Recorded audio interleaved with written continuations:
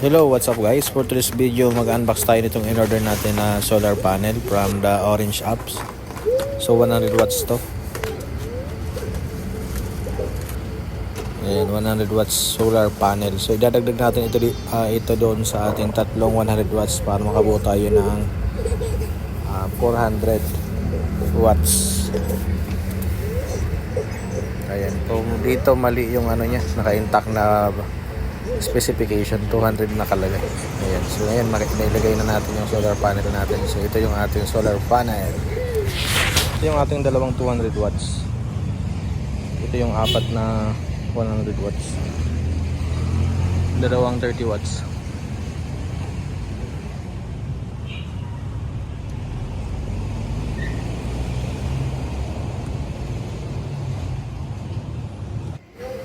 So ito yung nakaload sa ating solar setup. Isang 0.5 HP na aircon at isang electric fan. So yun lang. At doon sa 12 volts naman natin, 12 volt setup, isang TV na 45 inch. So yun ang nakaload doon, tapos mga ilaw. So yun lamang po. Thank you for watching.